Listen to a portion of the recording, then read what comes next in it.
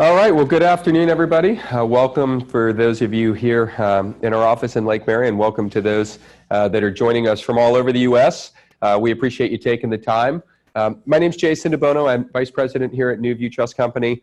Been here going on a little over 14 years now, so I will speak to a lot of different things that I've learned over those years, and one of my favorite things to get up and do is to be able to talk to people about what self-direction is and why it's important, and how it impacts you may be different than the person next to you or those online. It's not always the same reason.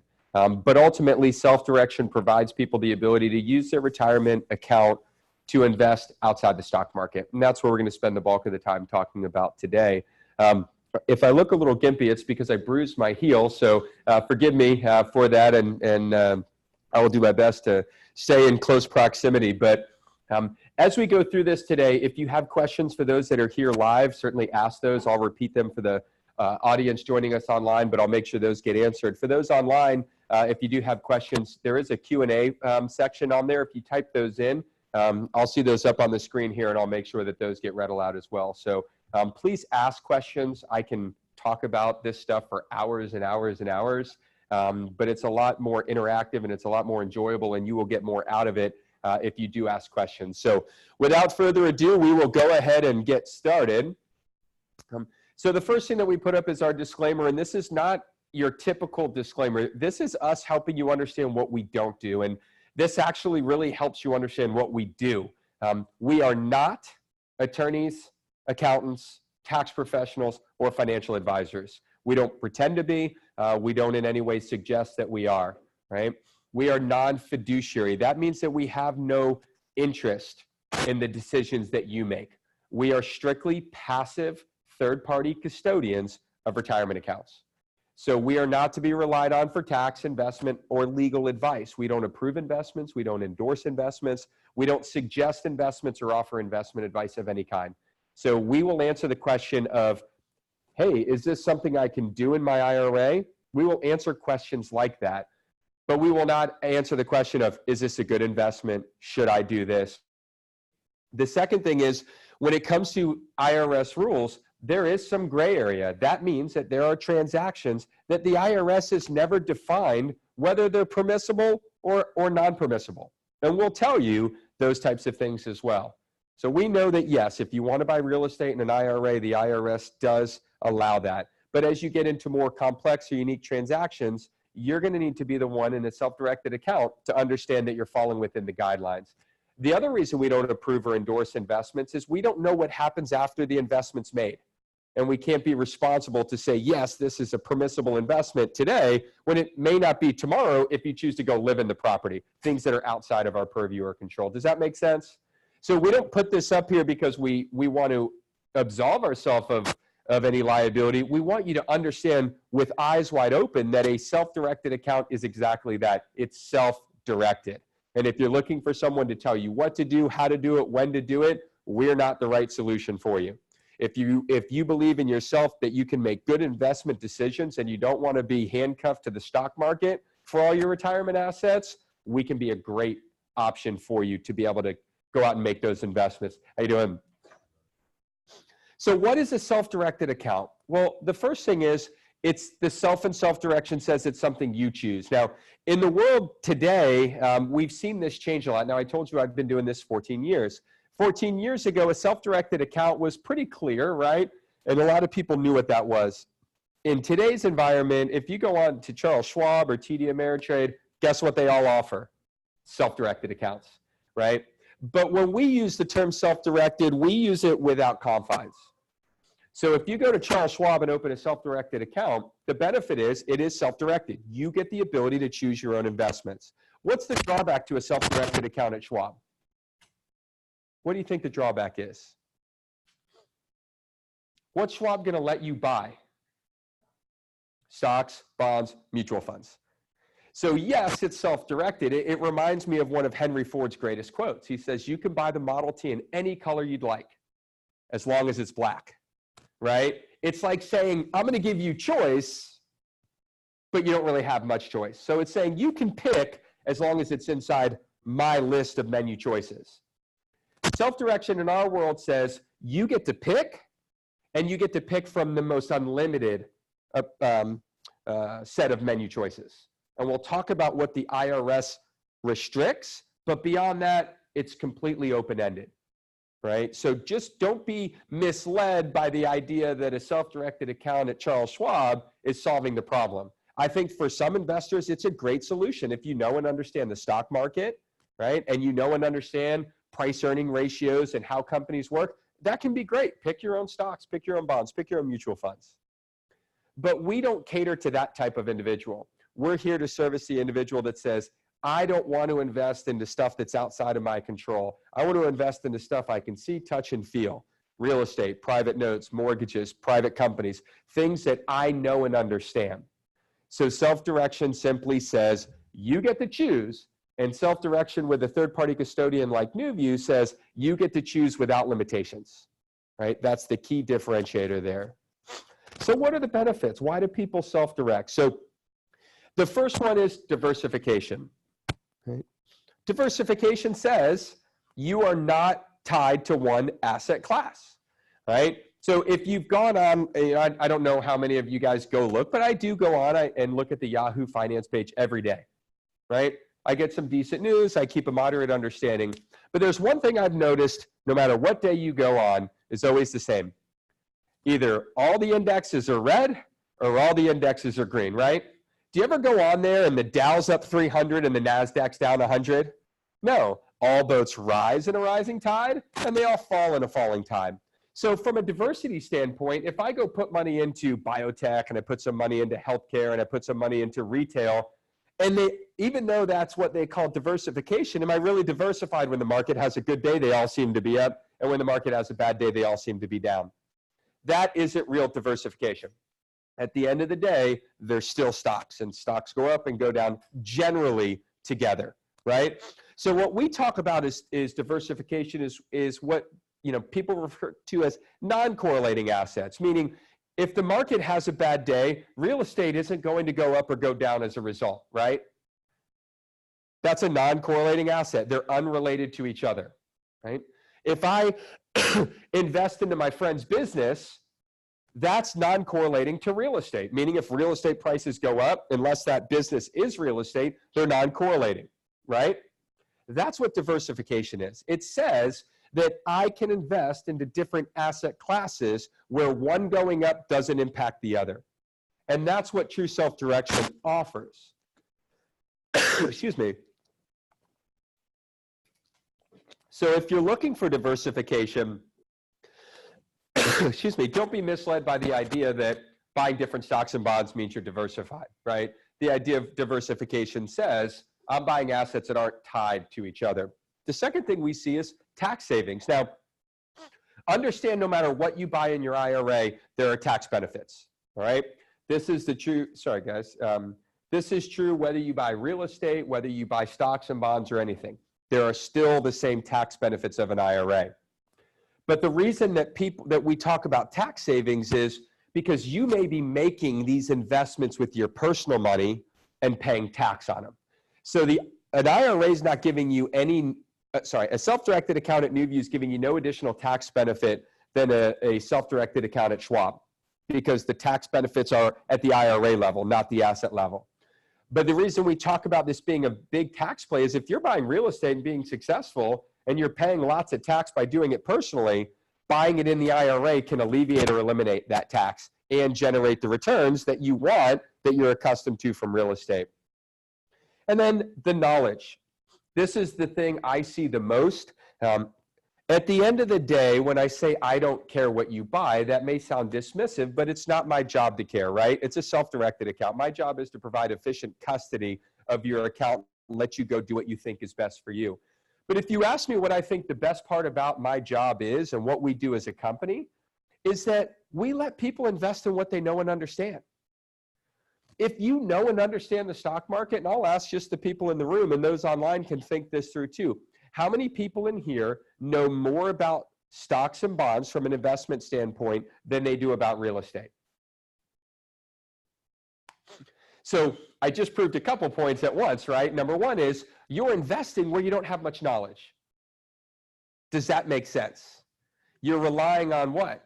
the opinions of others, right? Maybe the advice of Jim Cramer, right? The guy that yells booyah and throws cows, under his leg, right? That's the type of advice that we have to rely on. So for me, I'm a big invest in what you know. And if anyone raised their hand and said, I know the stock market, what do you think I would tell them? Hey, this may not be right for you. If that's where your knowledge and expertise lies, invest there and invest with confidence. But if you don't have that knowledge or expertise in the stock market, but you have it in other markets, then this starts to become the primary reason why you should consider it. Because shy of this, diversification is great, but simply to buy a diversified asset, even though you don't know a thing about it, isn't necessarily a smart move either, right? So you got to invest in what you know and then take advantage of the tax benefits as well as diversification. Any questions so far? Make sense? So who are we and what do we do? So I talked a little bit about this. We custody IRAs for people that want choice. Our specific title, right, is third-party custodian, right? Now we do that under the auspices of a non-depository trust company. We are regulated out of the state of South Dakota, much like people set up corporations in Delaware and LLCs in Nevada. South Dakota is a very favorable trust charter state. But we have a trust charter out of South Dakota. The office you're in today is Newview IRA. That's our processing office. That's our administrative arm. But all the trust company operations occur out of our office in South Dakota. All of the client administration and processing items occur out of our Newview IRA office here in Florida. But what we do is simply provide alternative asset custody, and we do it without providing any investment advice or endorsement or approval. Right?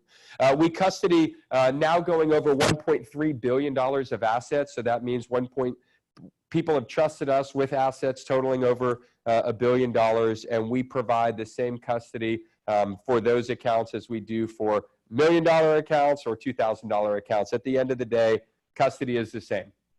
Our job is the same. We hold those assets. We provide you statements and record keeping of everything that transpired, and we provide the IRS the necessary reporting to keep your IRA an IRA. That's the role that we serve. So the other thing is, commissions can be crippling when it comes to earnings. Now we're starting to see a lot of these groups are moving to zero commission stock accounts. Have you seen that? Right? Charles Schwab, TD, E-Trade just followed suit. But I assure you, they're not working for free. Take a look at the average mutual fund rake.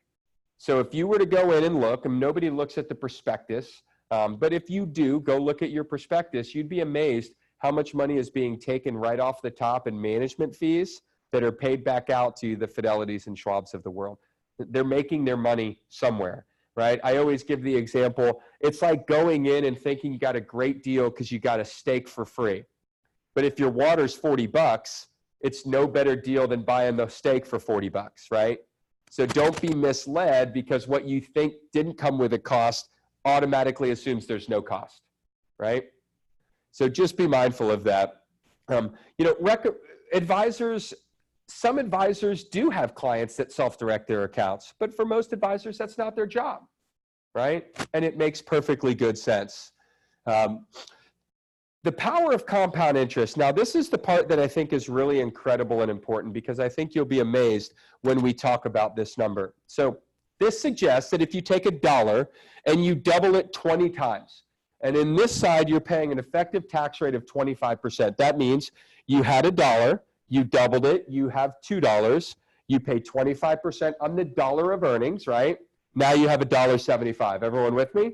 You double $1.75, you have $3.50. You now pay 25% of your earnings. You're left with $3.06. And you just factor that all the way down. And at the end of 20 times, whatever that period looks like, you're going to be left with $72,500. How much money do you think you'd have if you did that same thing in a tax-advantaged account? A lot more. That's a good answer. All right. But I'm going to pin you to a harder answer. It's like asking my wife, where do you want to eat for dinner? Anywhere. Well, that's not really an answer, right? That's the easy way out.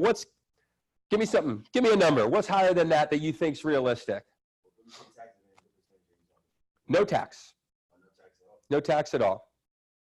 So instead of having $1.75 to reinvest, how much would you have to reinvest? $2, right? So what do you think how much impact do you think that has down here? 150,000? What do you guys think? There's no wrong answers, don't worry.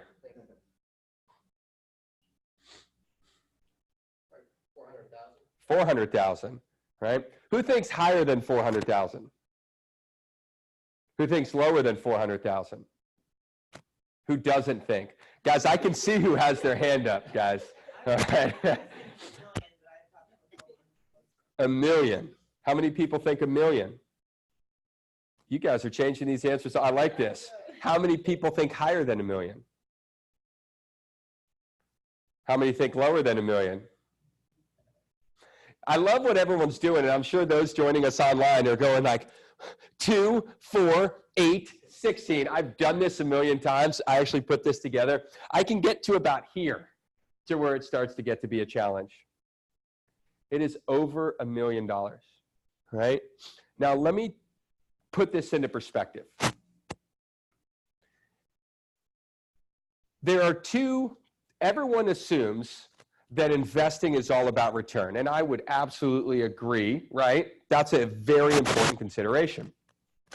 What is return a byproduct of? Let me go back. Future value of money is a byproduct of return and time, right? So we could play with these numbers by tripling and shortening the period, right? We could make it 50% instead of doubling and elongate the period, right? So there's a lot of different ways that we can factor this out. But if I were to ask you as a group, what do you think is more important, return or time? Which one's more important in the investment? Because those two things equal future value. Which one's more important? How many people think time? How many people think return? No one's wrong here, but I'll tell you which one is significantly more important, time. Why is time more important? It has to do with when you start. That gives you more time. What do we have more control over, time or return? Time. Here's why. If I think I'm going to live to 70 and I start investing at 20, I have 50 periods. If I start at 30, I have 40. If I start at 40, I have 30. You get the idea. That's my choice. I control that, right? Return, when we say we control it, maybe, but let's face it, we are subject to market conditions, right? I'll tell you the other reason that I take time over return every day of the week, right? We're going into baseball, wild card, playoffs, right? So I'll use a baseball analogy. Most people give away time, right? We do it in our lives in all aspects, but we mostly do it from a retirement plan perspective. I think if I were to ask every one of you, what if you could tell your 20-year-old self something, what would it be? And it would probably be start investing sooner, be a better saver. Alongside, I'm sure, some other things and maybe some decisions we'd all like to have back. But at the end of the day, you'd probably say, start saving sooner. Be better with money. Don't buy those lattes 5 days a week, right? You're never going to tell your 20-year-old self, make better returns, right? You're focused on the fact that you had more time and you let that go away. Here's what happens. Once it's expired, what happens? If I have no time and I want to get more future value, the only other thing that I can look at to try to make up for that is what? Return. So what do I have to do when I make investments? Base hits no longer going to get me there. What do I need? Home runs. What's the stat that almost goes hand in hand with the number 1 or 2 home run hitters in the major leagues year over year? Nope. They lead the league generally in home runs and strikeouts. Why? Because they grab the biggest, heaviest bat and they swing with all their might, and when they hit it, it's gone, and when they miss it, they strike out. Is that how you want your retirement to be defined, right? I hope I hit more home runs than strikeouts. So when I say which one's more important, time or return, time every single day, because time affords you the ability to be aggressive when you're younger, more conservative when you're older, and it allows you to swing for the fences every now and then without it causing you major implications. Now that we've talked a little bit about that, let's assume that we focus on return because that's an important characteristic. So we know we got to start sooner, like yesterday, right? And now we got to figure out what kind of return do I need to make to get to where I want to be. And there's calculators online that you can guesstimate on this stuff all day long. I want to retire with $1 million in the bank and I want to retire at 60. Well, how old am I? How much do I have today? And I can calculate how much I got to make to retire with $1 million at 60, right? And then I can look at that percentage and say, is that even realistic, right? But let's assume it is. Here's the part that I think so many people completely gloss over, is this. So remember, same time, right? 20 periods, right? Let's call that 20 years. Same return, right? Doubling. So as far as we're concerned, we're all the same. Yet, the people that simply took the time to understand how to avoid paying taxes will have the $1 million, and the people that didn't will be left with 72. Same time, same return. So even though I've said one's more important than the other, but they're both important, let's assume that they're identical for everyone in this room. Which person do you want to be? Right? And this is the part that self-directing your account provides you that ability, because it allows you to save money into a vehicle that you can in turn go out and figure out where that return is that you want, where the time periods are, and make those investments. The best clients that I see that maximize this tool, they don't buy every investment in their IRA. They pick and choose based on time, return, and tax. So if you have the choice, I'm going to go buy an investment property, right? And I have both an IRA and non-IRA to buy it, I should be considering between the two. Because I may want to buy the house that I'm going to flip quickly, capital gains tax that I can avoid in an IRA, and I may want to buy the longer term rental that's going to, be a nice cash flow, but I'm going to get some depreciation. I may want to buy that one personally. So it's not a one size fits all approach. There is a place for this money just like there's a place for this money. But the key to self-direction is understanding that this is a vehicle that can provide you not better returns because you still got to make investments, right? Not more time because you still got to save, right? But it can provide you this third element that's not part of the future value of money calculation in most people's minds, and it's a blind spot because these numbers tell the story that it's significant. Almost more important than time and return, isn't it? What a difference. And you would never think that taking a dollar, first of all, doubling a dollar 20 times, even in my own ability to do math, doesn't even seem right like this is likely. But look what happens once you get about here, 16 to 32 to 60 to 130, you start significantly seeing growth. And the problem is the biggest number you'll ever get to down here is 41, 23, 41,000. Because you're getting clipped along the way. So self-directing your account is not just about, I'm going to go become the greatest investor and I'm going to do it all in my IRA and I'm going to get wealthy. And I think that's a great thought process. The reason that we start with this in this class is because I don't want everyone to walk out of here and think self-direction is nothing more than a way to buy investments outside the stock market.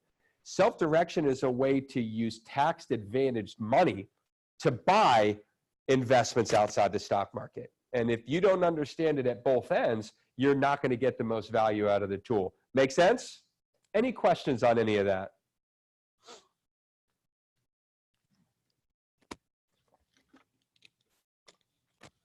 All right. So what types of accounts can you self-direct? The beauty is you can self-direct all four types of IRA, traditional, Roth, simple, or SEP. And this class is not here to define all the difference between those, but I will define one big difference. What's the difference between the traditional and the Roth? Anyone want to take a stab at that? One's taxed higher, Roth IRA is pre-taxed, whereas the traditional is taxed back. You got it. Yep. Although it's kind of like debits and credits, it's a little bit backwards. So it's actually pre-tax is traditional. Go figure, right? You would think pre-tax means I paid tax up front. When we say pre-tax accounts, those are all your traditional SEP and simple. It means the money is pre-tax, before tax.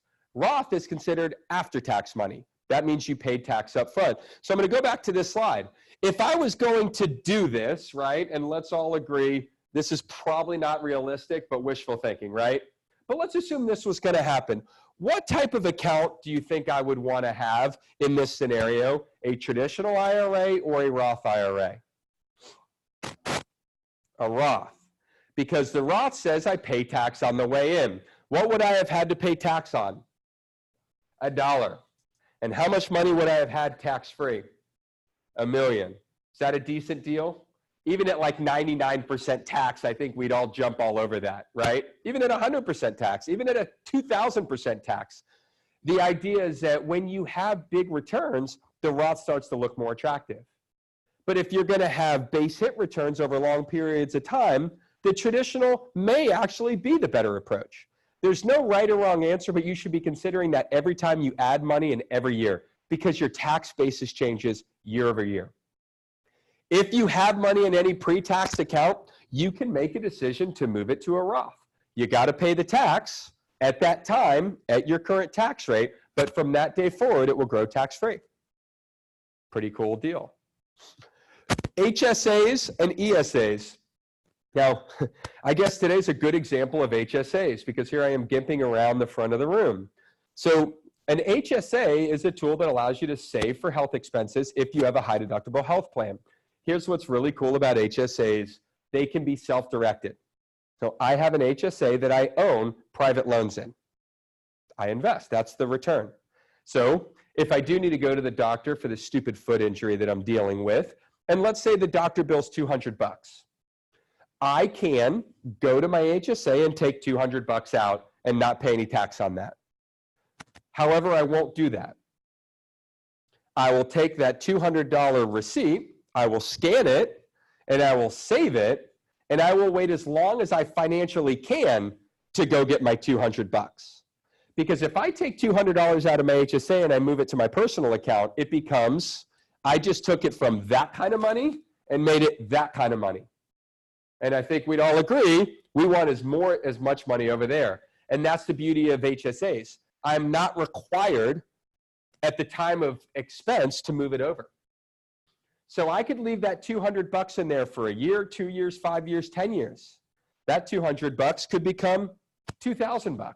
And then I can go get my $200 tax-free, as long as I have a receipt. As it stands today, there's no limitation on that. So the HSA becomes, so many people view the HSA as a spending tool, right? I use it to spend on my medical expenses. I don't. I use it to save in a tax-free manner.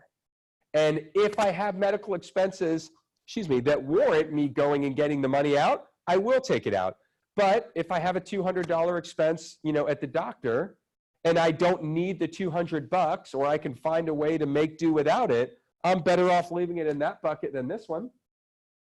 And that's why we talk about HSA. So many people say, well, you can't self-direct an HSA. I got to use it for my medical expenses. And I say, well, if that's how you use your HSA, you're right. You can't self-direct it. But if you want to turn your thought process to, I want to be more of this and less of this, then, oh, you better believe you can self-direct your HSA, and you can pool all that money and save it and keep all your receipts until you want to go get it out. Those plans are awesome. If you have kids or grandkids, let me go back, sorry. The traditional and the Roth, tax is either paid on the way in, which is the Roth, right? Or the way out, which is the traditional. Do you know when tax is paid on an HSA? Is it paid on the way in or the way out? How many people think on the way in? How many think on the way out? You're all wrong. It's not. This is the only plan that exists that is tax deductible on the way in, like a traditional. And if you use it for qualifying medical expenses, it's tax-free on the way out. Let that sink in. That would be like this scenario, getting a deduction on the buck that you put in and getting that tax-free. It is an awesome plan if you have a high deductible health plan to begin with. If you do, you should be maxing out your HSA. I am not an advisor, but I am telling you, if you can figure out how to get as much as you can into those accounts, because they offer the best tax benefit. Deductible on the way in, tax-free on the way out. And if you self-direct it, make sure that you have a means of paying for your expenses should you have them outside the account, because you don't want to have to liquidate a piece of real estate to pay a medical bill, right? That would not make sense. But if you were in a position where you had a couple $1,000s in the bank or had access to it, then you should feel pretty comfortable self-directing that, because if something happens, you could go use that money to pay your medical expense, and then you could look at what liquidation may look like, but then you're not in a fire sale. For those with kids, grandkids, you can put up to $2,000. There's an earning cap, but you can gift the money to someone and they can make the contribution.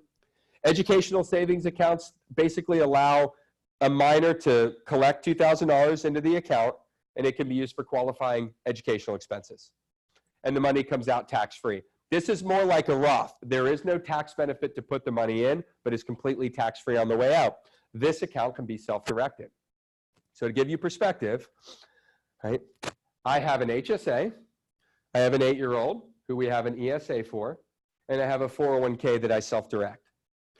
I can take all three of those accounts, and this is what I do with it, and buy investments in all three accounts, one investment. So if somebody wants to do a loan, I can write them a loan, a hard money loan at 12% with 1 or 2 points up front, and I may buy it, I may write that loan 70% 401k, 20% HSA, 10% ESA. And the profits go back 10%, 20%, 70%. And I pay no tax on any of that income until I use it. And if it's my ESA, or sorry, my HSA, even if I did take it out for medical expenses, I'd pay 0 tax. So my investments are funding my retirement, they're funding my health expenses, and they're funding my son's education. So I only have to find one investment at a time, and I can break it up. Or I could put them into separate investments if I so chose. But that's the beauty of self-direction. It's not a one and done. You don't have to have one type of account. Self-direct as many types of accounts as you can. Remember, this is still the same number, even if that dollar is split up between 3 accounts, right? You can still get to the same number. And that's really what this is here to talk about. For those that are self-employed with no employees, I would encourage you to consider a solo 401k. The solo 401k is a plan that allows you to, really, it allows you to have a 401k plan just like a traditional company, like NewView's 401k. You get to contribute like an employee up to $18,000 a year out of your paychecks. And then your employer can also make a match of up to 25% of your eligible earnings. The cap on that is 50, I don't know, 37 and, what is that, 31 and 19 or 31 and 50, 62,000.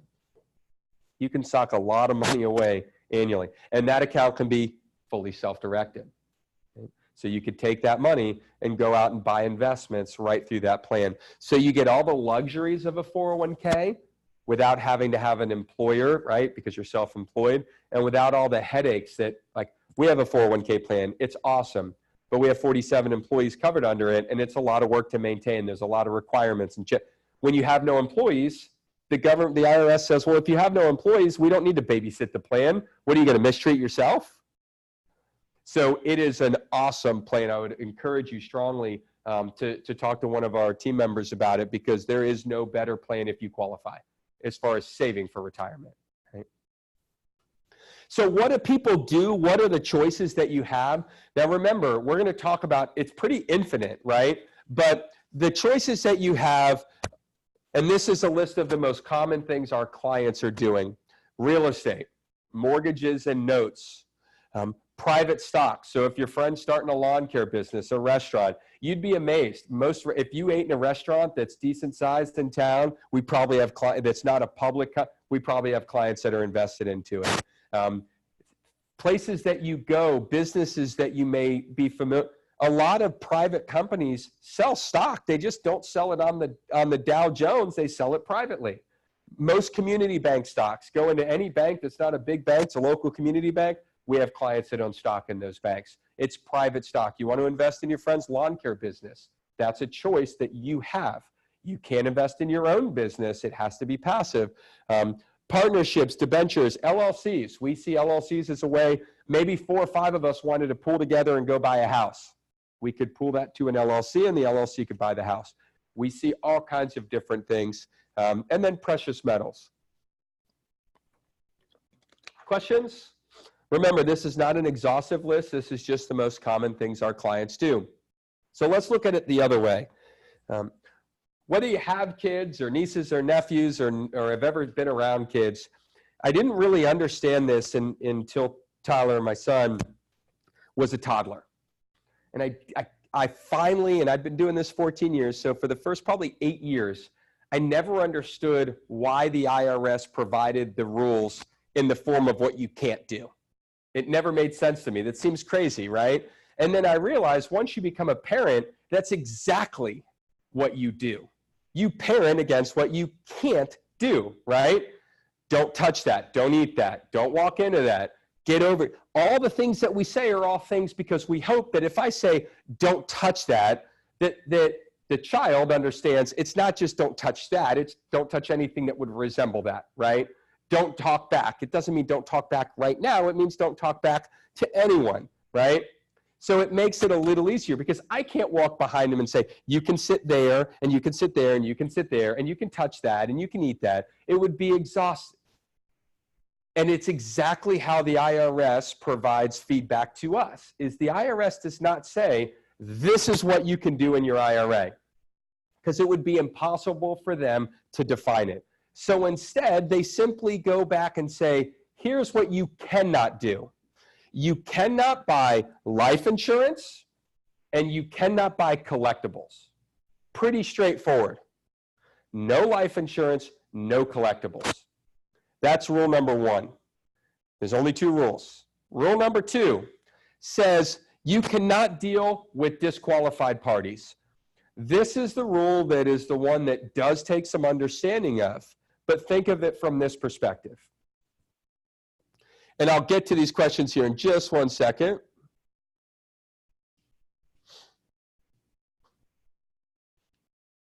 So if I come back here, right, and I go back and we talked about how we want to be this person, not this person, right? The IRS says if we're going to give you that opportunity, you're going to have to earn it in an arm's length transaction. Meaning you can't just take your dollar and invest it with, take your IRA's dollar and invest it with yourself and pay it back $2 and then pay it back $4, right? In all these closely held transactions, which are all by nature probably fraudulent in most cases. The IRS says you have to be a true passive investor in your IRA. You can't benefit personally, nor can you provide personal benefit back to the IRA besides decision making. And it makes sense, right? Otherwise, think about it. This dollar invests over here, right? We give it back at a loss, so we get to take a deduction as a loss over here. It becomes majorly profitable over here, right? Which is tax-free. You could see how easy it could be to play that game. And the IRS says, we're not going to police it. We're just going to simply tell you that you cannot in any way invest with, and I'll tell you who the people are, and I would suggest writing them down. Yourself. So if it's your IRA, yourself, your spouse, your parents, your grandparents, your children, and your grandchildren. So that means my IRA could not loan money to my wife. It could not loan money to my father. It could not loan money to my son. Make sense? By extension, the spouses and businesses of those parties. So for example, if I can't loan money to dad, I can't loan money to dad's company. Make sense? Now there's some gray area, right? If dad owns 51%, it's clear, majority ownership, no question asked. What happens if dad only owns 40% of the company? And that's where we say, if you're going to get in that gray area, you can go forward, But you better make sure that you've sought some good legal counsel, because there are no scenarios drawn up that say 51 is okay, 49 is not, or vice versa, right? So you have to operate once you get to that gray area. So I can tell you 0, green light, right? 50% or more, red light. 1% to 49%, gray area. And that's your choice in a self-directed account. We're not going to be able to tell you that that's permissible. So the second thing you have to do is arm's length is not a one-time litmus test. So I'll use an example. So who didn't I mention from a family member standpoint? Who haven't I mentioned? Brothers, sisters, cousins, nieces, nephews, aunts, uncles. They are not prohibited per IRS code. Now, I didn't write it, right? But I'll give you an example. And what's your name? Chad? Yes. All right. Chad and I just met today, and if we met before, I apologize, but we just met today, and we're unrelated, all right? Can my IRA buy a duplex from Chad? Sure, right? Unrelated party. So let's assume I buy a duplex from Chad for $100,000. My IRA writes Chad a check for $100,000, goes through closing. My IRA now owns that property. Everyone with me? Great. My IRA can then rent that property out to anyone that's not disqualified, right? We all agree?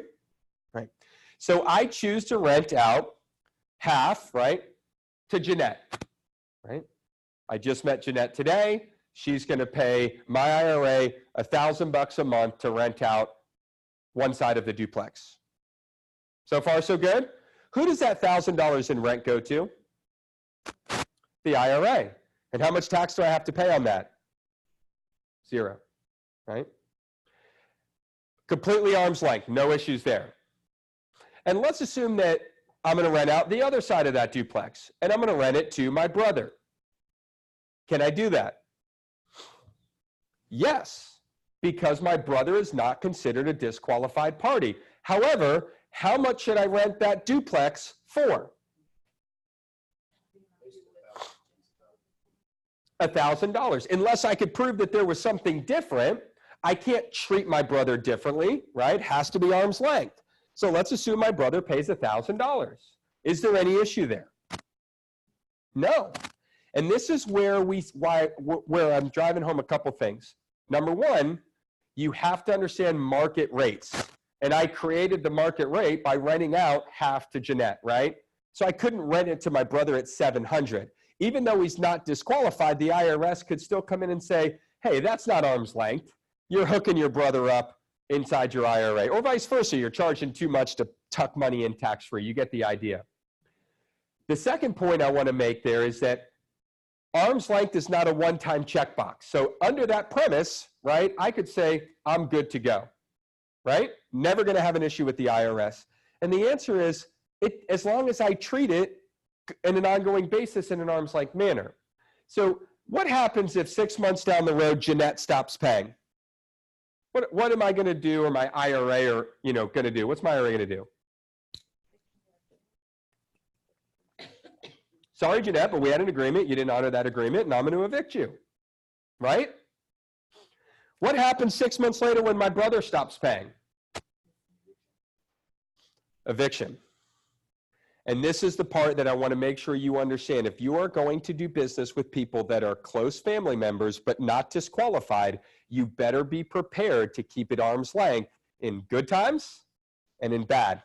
Because it sounds great, but if my brother stops paying and I don't go through the process in the same manner I go through with Jeanette, I am now no longer maintaining an arm's length transaction. Does everyone see how that works? So if you're going to get close to the flame, you better be prepared. And it sounds great, right? Until mom calls, right?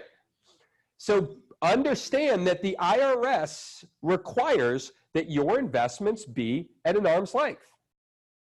And if you're not going to operate them at an arm's length, you are at risk of being in trouble. Now understand, I'm the guy on I-4 that tacks the speed limit sign into the road, right? That's all our job is. If you choose to drive 67 and a 65, who's at risk? You are, right? We don't know. We will not knowingly let you do something prohibited. But we can't police whether you evict your brother because he pays rent or doesn't pay rent. We can't police whether that's considered market rate. So be aware that this is not a tool for you to figure out how to move money around at your, at your discretion. You get to make all those decisions, but they got to be made in an arm's length transaction. And it's not just family members. If you got a business partner, you got someone you got other business dealings with, you need to make sure that you're keeping it arm's length from start to finish.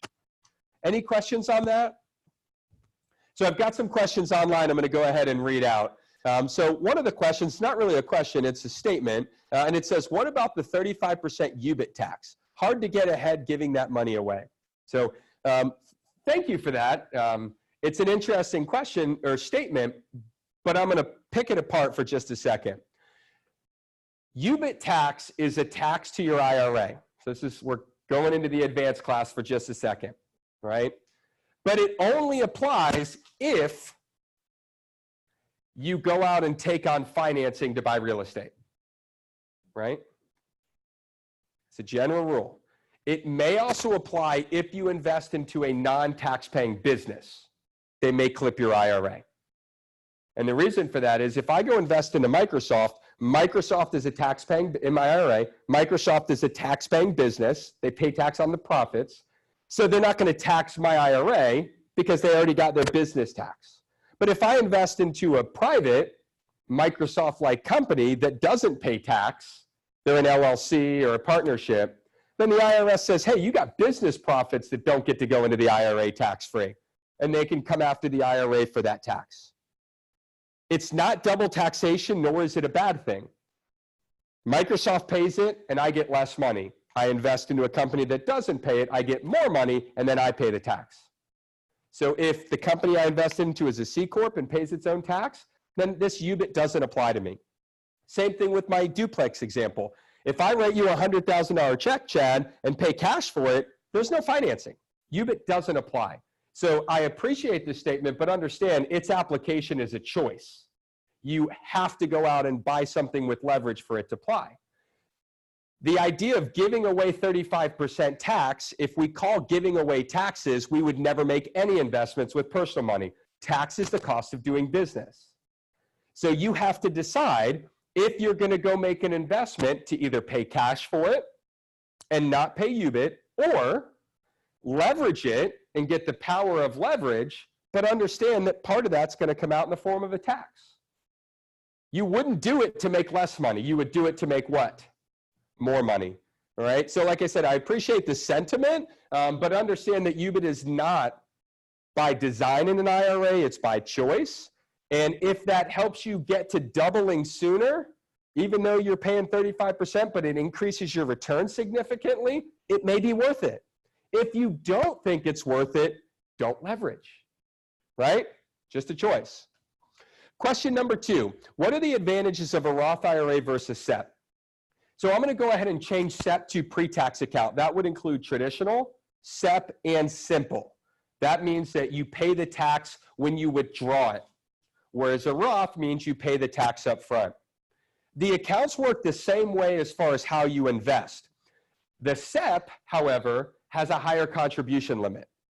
So for anyone that likes the Roth from a taxation standpoint better, meaning they're willing to pay the tax up front, then you can actually don't have to pick and choose. You can combine them, meaning you can set up a SEP, contribute the higher dollar amount. So maybe your contribution limit in a SEP is up to 25% of your eligible earnings. So if I have $100,000 of earnings and I'm self-employed, I can put $25,000, give or take a few bucks, into a SEP. Well, that's a lot better than $6,000 into a Roth.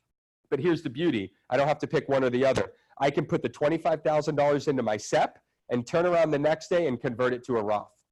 Now, what am I going to pay to make that conversion? Tax. So I'm treating it like a Roth. I'm paying my tax up front, but by doing it into a SEP first, I just got 25 grand into my Roth instead of only 6. So that whether or not you choose to pay your tax up front, it's very simple. It has to do with how good of an investor you think you are. And how good of an investor you are is a byproduct of the 2 things we talked about: time and money.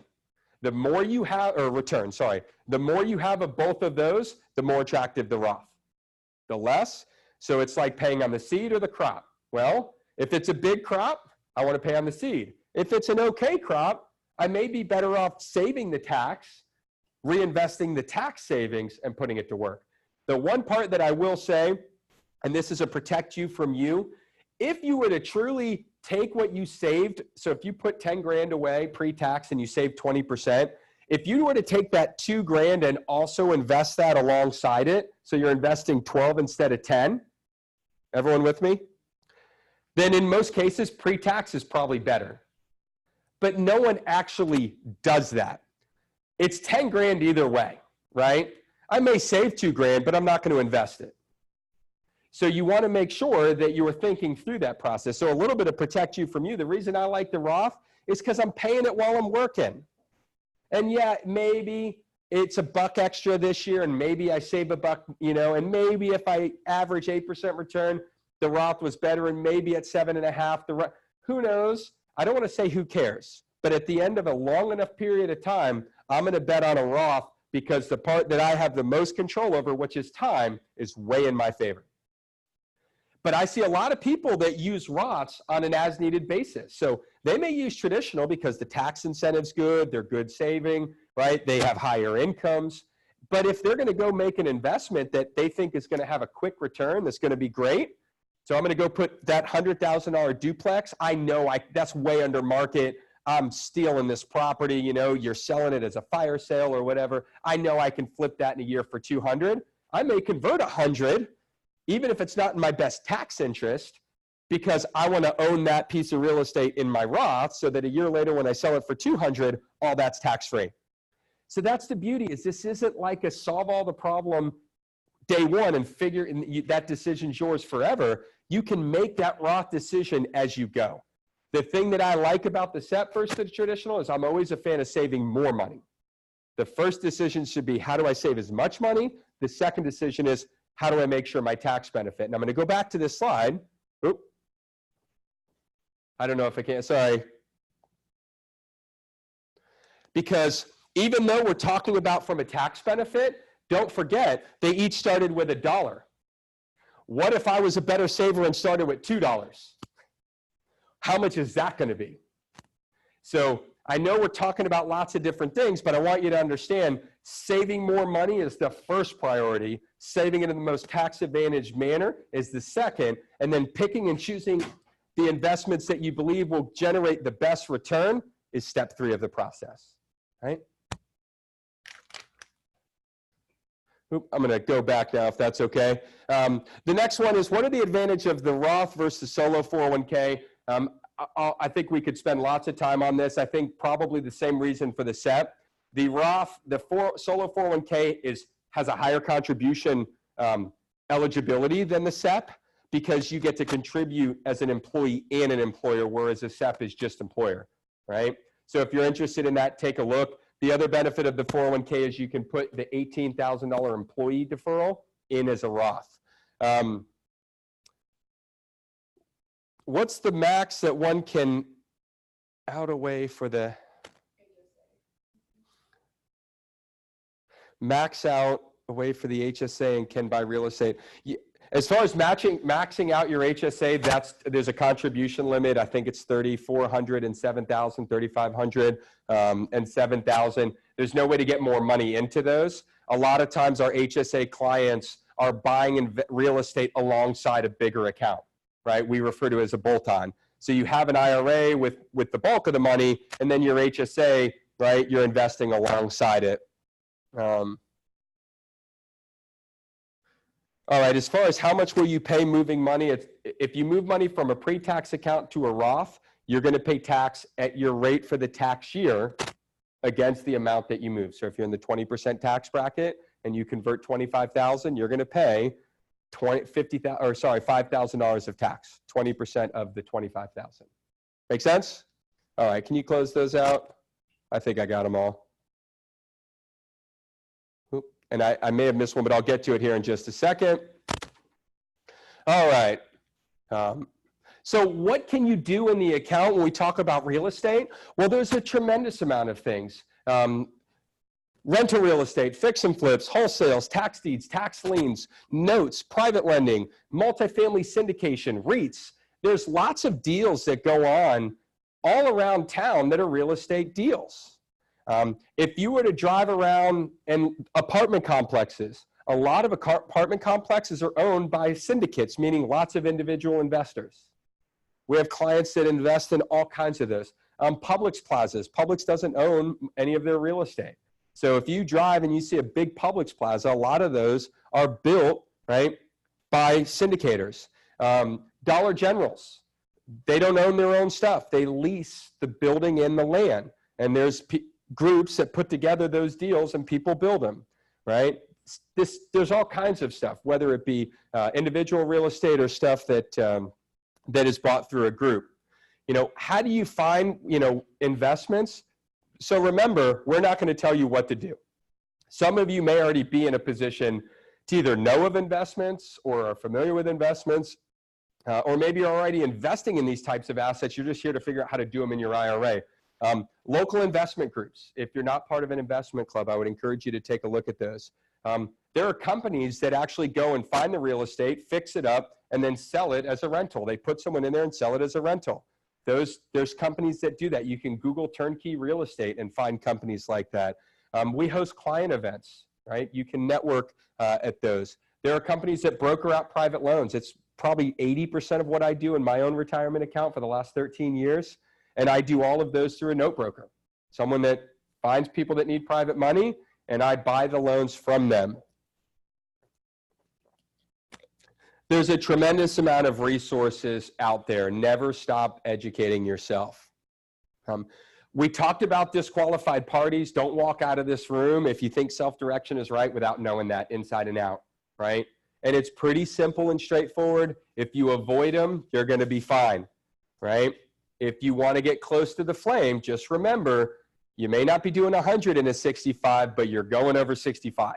And if the IRS comes and looks at that, they're the ones that decide whether or not you're violating the rules. And I don't know about you guys, but I don't ever want to give the IRS the ability to say, there's too many good investments that exist. I don't need to loan money to my neighbor's friend because of some sweetheart deal when I can loan it to a stranger and make great returns, right?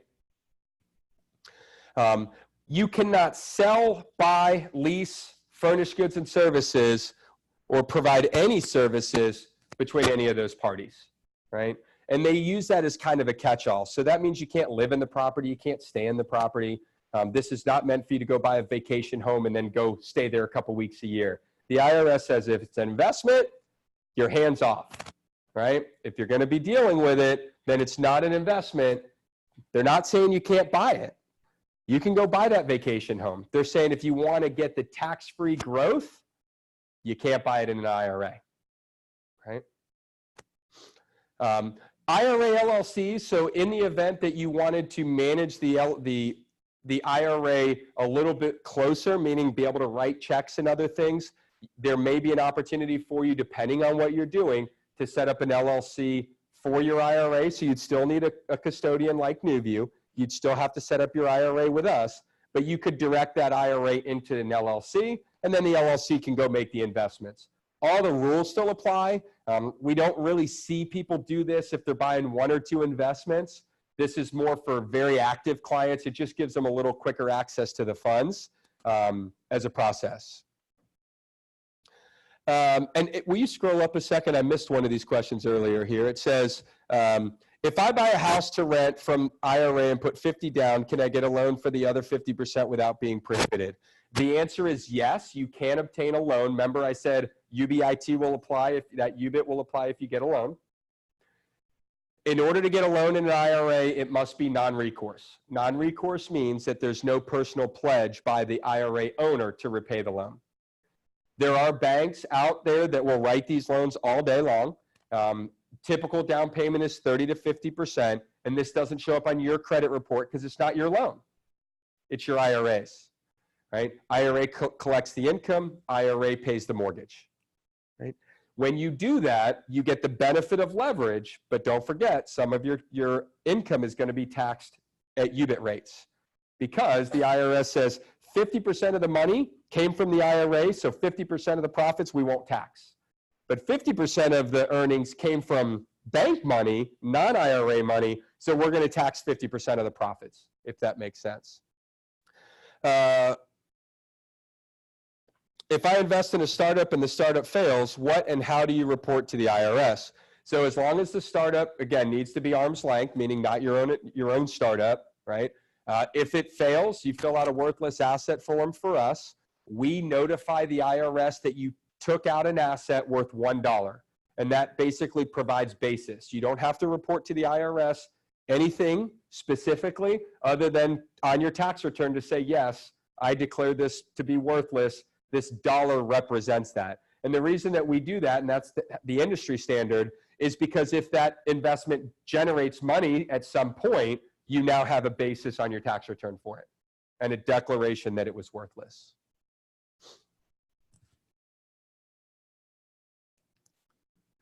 So what does it cost to self-direct? We charge $50 to open the account, although anyone that's on the class, whether it be online or live, we waive that today. When you want to make an investment, it's 95 bucks. So instead of paying $7 at Schwab to buy a stock, you pay us 95 bucks to buy a real estate transaction or invest in a private company. Understand, it's a lot more labor intensive to buy a piece of real estate than to buy a stock, right? Annually, we charge either $295 per year to hold that asset, or you can pay based on the value of your account. That starts at $195. So it actually may be a little cheaper than that, but we put that there to help you understand you can buy an asset for 95 bucks and $295 a year. So fees are not going to keep someone from making an investment. If you make $1 million, fees are the same. If you lose $1 million, fees are the same, right? We have we want you to be successful, but our fees aren't tied to your success, right? Any other questions? Has anything else come in online? Any questions?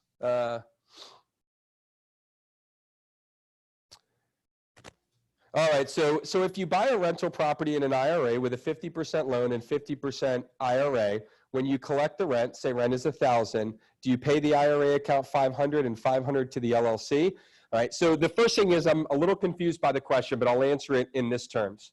If I go out and I take my IRA and I go get a non-recourse loan to buy it, I'll go back to Chad's duplex, and I'm going to go buy that duplex for $100 grand. I'm going to put $50,000 down. My IRA writes that check, and a bank writes me a non-recourse loan for $50,000. Everyone with me? My IRA owns 100% of that. Subject to the loan, just like I own my house, even though it's not paid off, it's still my house. It's not the bank's, right? It's just a lien.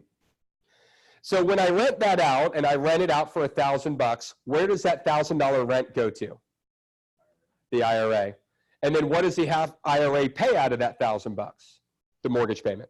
So if the mortgage payment's $200, $300, $500, $800, it pays that out of the IRA, and all the net proceeds stay in my account.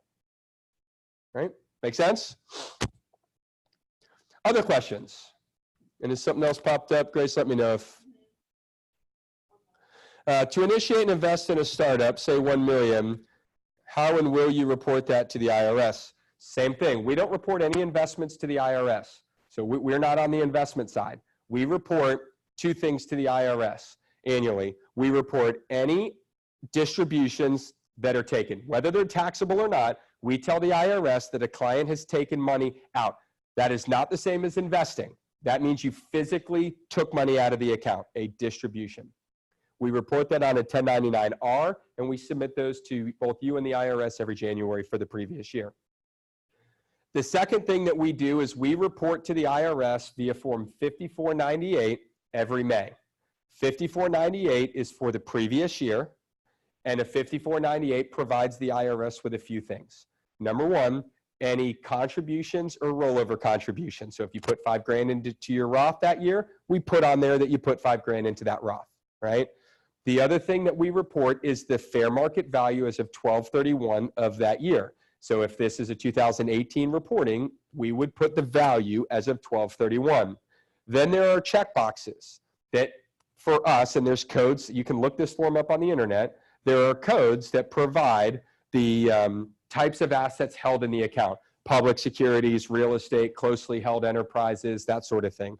We would check off the boxes that apply. So if you own some stocks, some real estate, some private companies, we would check them all off, right?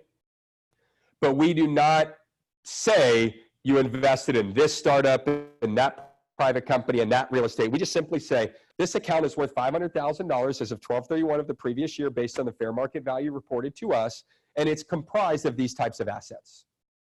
Make sense? Any other questions?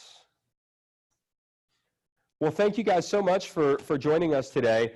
Before you walk out, make sure that you do grab a flyer for Planning for Prosperity. It is coming up on October 25th. It's an all-day event.